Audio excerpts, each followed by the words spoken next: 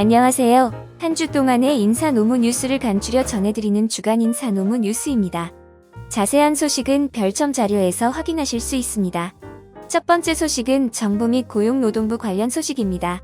고용, 산재보험에 가입한 건설업, 벌목업 사업장은 3월 31일까지 2019년도 확정보험료와 2020년도 계산보험료를 신고 납부해야 합니다. 고용노동부는 코로나19에 대응하기 위해 콜센터 감염병 예방 지침을 발표했습니다. 해당 지침에서는 사무실 환경과 근무 형태 개선 사항이 포함되어 있습니다. 고용노동부는 콜센터 근무 환경을 개선하기 위해 마스크 구입 비용 등 필요한 비용을 지원한다고 밝혔습니다. 고용노동부는 재택근무 인프라 구축비 지원 제도를 통해 재택근무에 필요한 설비 비용을 지원한다고 15일 밝혔습니다. 또 중소중견기업이 재택근무 등 유연근무제를 도입할 경우 간접 노무비를 지원받을 수 있습니다.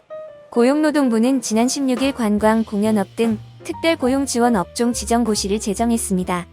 고시 제정에 따라 올해 3월부터 9월까지 여행업, 관광-숙박업, 관광운송업, 공연업 등 4개 업종에 종사하는 사업주와 근로자에 대한 고용유지지원금, 직업훈련 등 지원이 강화됩니다. 다음 소식은 채용시장 소식입니다. 주요 기업들의 상반기 신입사원 공채가 코로나19 확산으로 일정이 미뤄지거나 올스톱되고 있습니다.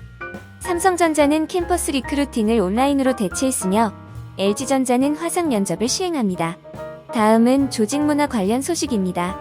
코로나19 확산 우려가 좀처럼 잦아들지 않으면서 삼성전자, SK현대기아, 두산 코오롱, 효성 등 대기업들이 재택근무 기간을 거듭 연장하고 있습니다. 정부 또한 공직사회 내 코로나19 확산을 막기 위해 공무원들에게 의무적으로 교대 재택근무를 하도록 근무 지침을 대폭 강화했습니다.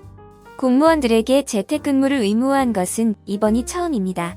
다음은 노무 및 법률 관련 소식입니다. 특별 연장 근로 인가 건수가 지난해 절반 수준을 넘었습니다. 정부가 인가 사유를 확대한 데 이어 방역 검역 업무에 대한 인가의 급증이 원인으로 보입니다. 이재갑 고용노동부 장관은 지난 16일 계약 연기로 학교 비정규직 노동자들에게 교육당국이 휴업수당을 지급할 의무가 없다고 밝혔습니다. 지난 12일 고용노동부 인천북부지청은 최근 코로나19 확산에 따른 경기 침체로 지역 일부 사업장에서 근로자의 동의 없이 사업주의 일방적인 무급휴직, 연차휴가 사용을 강제하는 등의 사례가 발생하고 있어 이에 대한 주의가 필요하다고 밝혔습니다.